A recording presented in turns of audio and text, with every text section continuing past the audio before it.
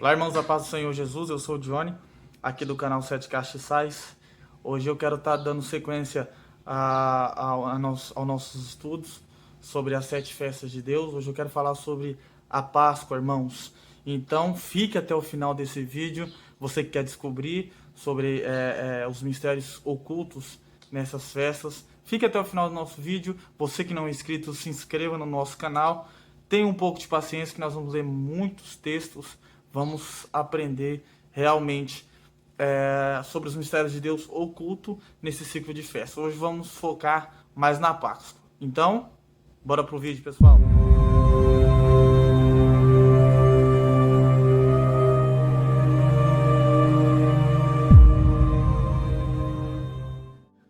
A festa da Páscoa, irmãos, é uma festa, eu tenho ela como o start de todas as outras festas. Talvez seja uma das festas mais conhecidas no meio cristão. Eu já vou logo falando, não tem nada a ver com coelhinho, não tem nada a ver com chocolate. Isso aí é só mais uma invenção do inimigo para poder desviar o foco das escrituras. Amém? É um assunto que aponta diretamente para o sacrifício de Cristo, aponta para o Cordeiro, que era Jesus Cristo. Isso aí já é fato, nós conhecemos. Mas nós precisamos entender que a Páscoa ela é uma festa estipulada por Deus com um propósito. Todos nós conhecemos a Páscoa e a maneira que ela é executada. Entendemos que ela foi cumprida por Jesus Cristo, ou pelo menos a maioria dos cristãos entendem isso. Então por que eu vou falar dela? Porque ela é um start para as outras festas.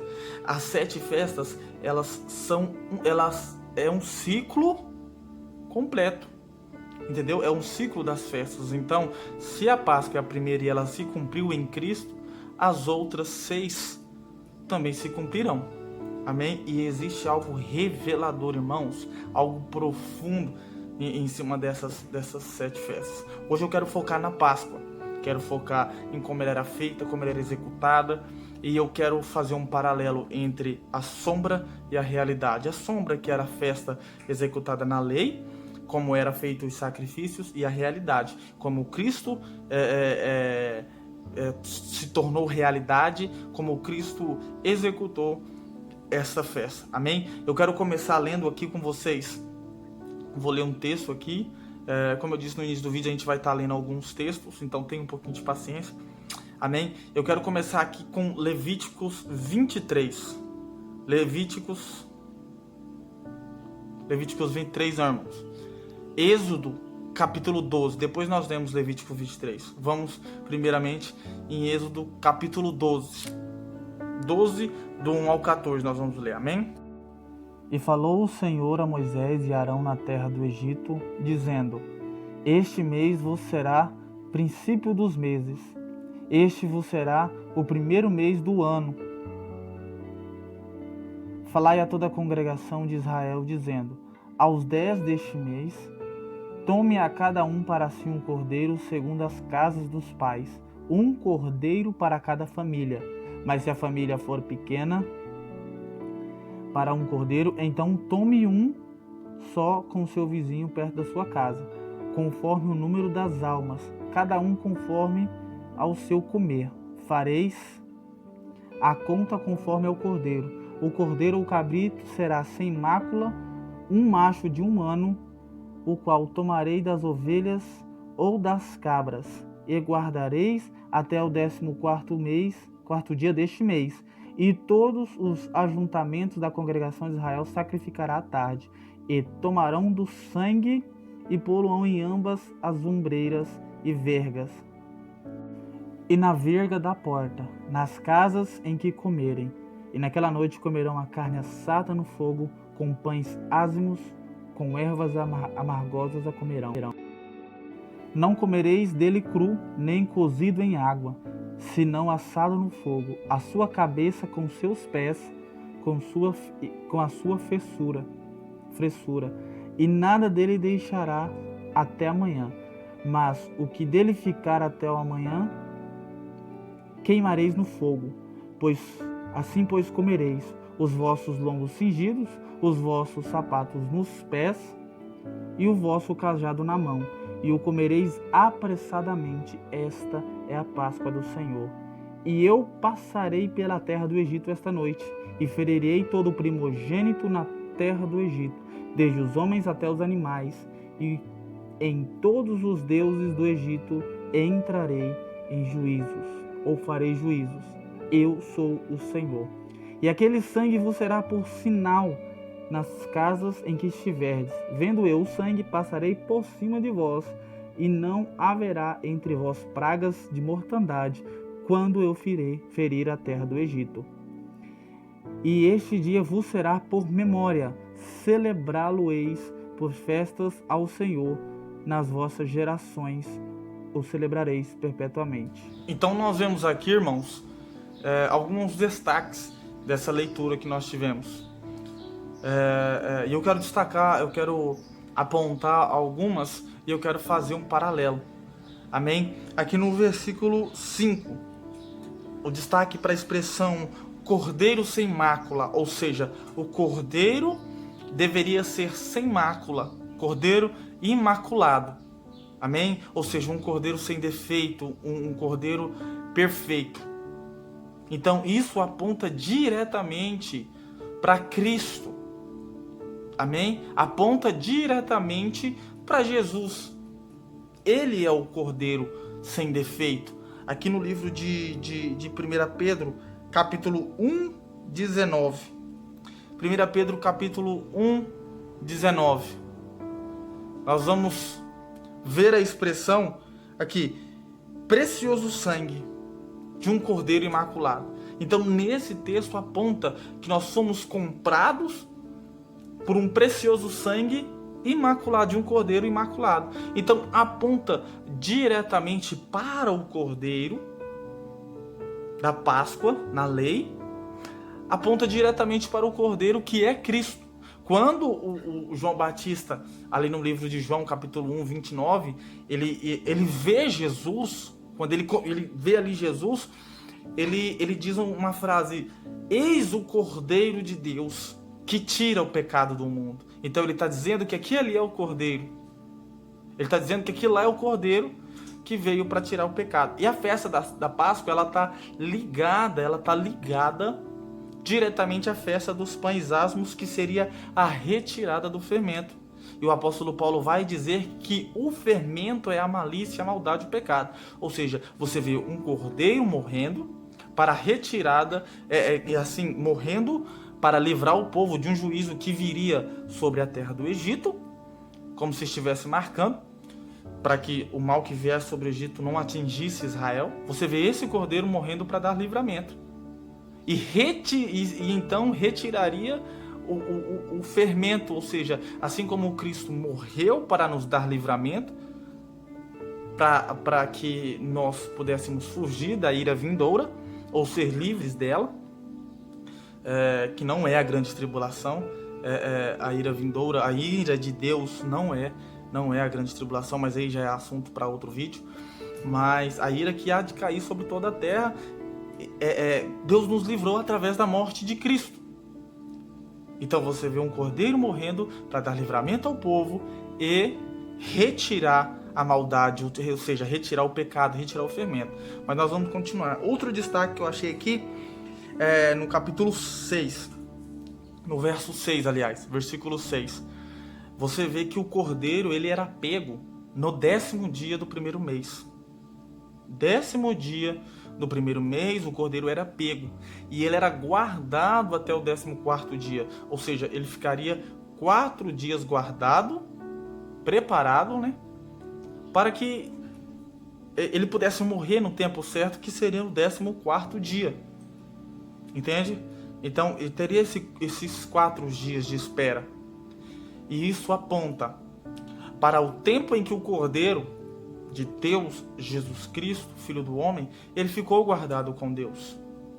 Lá no livro de 1 Pedro 1, que está marcado, 1 Pedro 1,20, está falando que o Cordeiro foi conhecido antes da fundação do mundo. Ou seja, Jesus, o Filho de Deus, esteve escondido, guardado com Deus para a manifestação no tempo certo durante 4.000 anos. Porque se nós vermos, isso aí já é um assunto para outro estudo também, eu vou até deixar um estudo sobre o quarto dia de criação, que apontava para o quarto milênio, em que o Filho de Deus se manifestou. Eu vou deixar um estudo aí do irmão Pedro, do canal ID, eu vou deixar um link na descrição.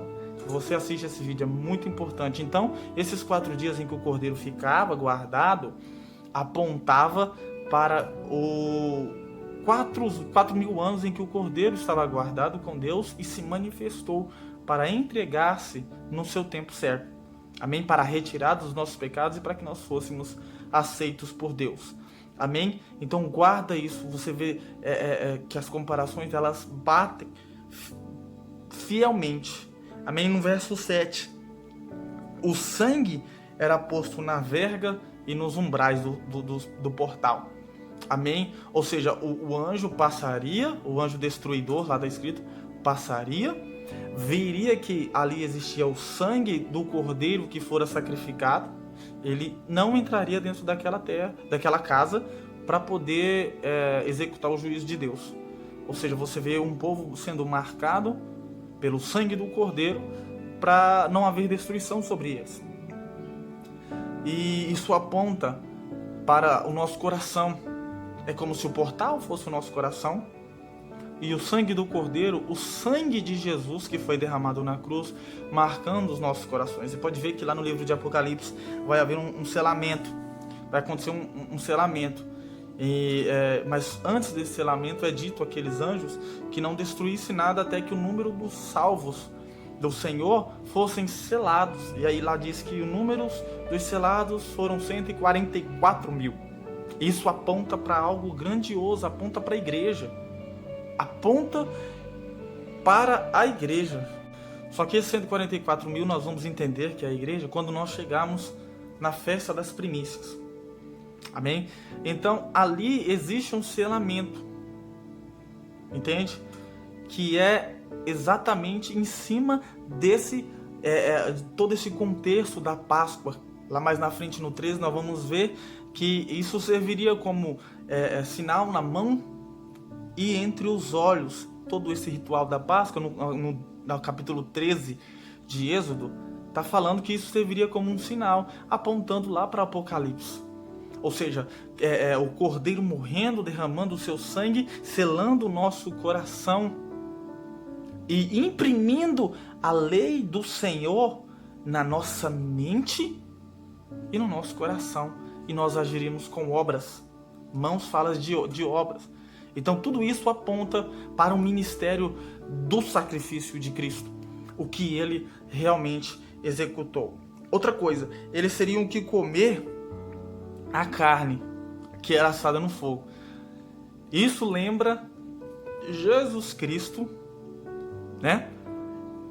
Falando que aquele que não comer da minha carne e não beber do meu sangue não tem parte de mim. Quando nós comemos algo, irmão, quando nós comemos algo, aquilo que nós comemos faz parte da gente, se torna um. E como eu faço para comer a carne de Cristo? Quando eu creio nele, quando eu aceito o sacrifício dele, quando eu creio que o sacrifício dele levou os meus pecados e fez com que eu fosse aceito por Deus por causa do sacrifício dele, entendo que ele é o cordeiro que levou os meus pecados, então eu estou me alimentando da carne dele, porque automaticamente eu sou selado com o sangue dele e os mandamentos dele passam a fazer parte da minha vida. Então eu me alimento do Senhor, eu me torno um com ele. Por isso que o apóstolo Paulo diz: se sois revestidos de Cristo, né? Se sois batizados em nome de Jesus, então já estáis revestidos de Cristo. E sois também descendência de Abraão, assim como Cristo é. Amém? Então isso aponta, você vê os paralelos, que são perfeitos, irmãos. Perfeitos. Perfeitos. Nós vemos que Jesus, ele é esse cordeiro. Ele é esse cordeiro que morreu e que ressuscitou. Aquele cordeiro da Páscoa que era uma sombra e apontava para a realidade que é Cristo. Entende? Você vê que em Isaías 53, verso 7, ele diz que ele morreu como um cordeiro, como uma ovelha muda que foi levada ao matadouro. Ele vai, lá em Apocalipse fala que ele é o cordeiro que foi morto e ressuscitou e que é digno de abrir o selo. Então a Páscoa, irmãos, aponta exatamente para o sacrifício de Cristo. Para o sacrifício como o cordeiro puro, santo, imaculado, sem nada de pecado. Aponta para isso. Amém, irmãos? Aponta para essa grandiosidade, para o sacrifício que Cristo fez por nós. E junto com o sacrifício do cordeiro vem os pães asmos, que é o próximo vídeo que eu vou fazer, especificando eles, mas eles teriam que tirar o fermento. Durante 7 dias eles teriam que comer pães sem fermento. E aí você vê em 1 Coríntios, capítulo 5, versículos 7 e 8, o apóstolo Paulo ele diz: lançai fora o velho fermento e revesti-vos de Cristo, para que se tornais nova massa, porque Cristo é o nosso cordeiro pascal. Então está mostrando que Jesus Cristo ele é aquele cordeiro. Aquele cordeiro da lei, da Páscoa, lá da lei, era simplesmente uma sombra que teria que se repetir ano após ano. Mas Cristo é o cumprimento. Jesus cumpriu essa festa. Jesus morreu na Páscoa para cumprir essa festa. A festa da Páscoa. Jesus, sendo o cordeiro, derramou seu sangue, nos selou para o dia da redenção. Amém? Então, quando eu creio nisso, automaticamente a graça de Deus, o amor do Senhor me alcança. Quando eu creio nessa morte de Jesus, no derramamento da vida dele por nós, no selamento dele no nosso coração, eu sou aceito por Deus, eu faço parte das primícias, do que Deus aceitou. Isso vai, mais pra frente a gente vai entender o porquê. Mas eu quero focar nessa parte da Páscoa. Então, irmãos, é muito grande. É maravilhoso tudo isso. Ainda tem um monte de detalhes que preciso falar, mas eu não quero falar muito para que o vídeo não fique muito longo. Mas, no geral, é isso. Então, irmãos, eu sei que vocês podem falar: eu já sabia de tudo isso, já sabia. Só que Jesus, ele cumpriu essa Páscoa. E como eu disse no início, a Páscoa é uma festa. E para que as outras festas se cumprissem, a Páscoa precisava se cumprir. E Jesus cumpriu a Páscoa. Jesus cumpriu. Jesus executou a Páscoa. E se a Páscoa foi realidade cumprida por Cristo, as outras 6 também são. Então, continue nessa série, você vai ver o quão maravilhoso, na onde a gente vai chegar. Após Asmos, festa das primícias, Pentecostes, festa das trombetas, dia da expiação e tabernáculos. Mas é isso aí, irmãos. Eu quero deixar esse vídeo para vocês. Assistam, ouve ele, ouve bastante ele, né? E assista o vídeo que eu vou deixar o link na descrição também do irmão Pedro sobre o 4º dia da criação. E esse vídeo que eu quero deixar para vocês. Deus abençoe vocês. Meditem bastante nos versículos que eu deixei aí. Meditem bastante nas festas. E Deus abençoe todos vocês. Em nome de Jesus.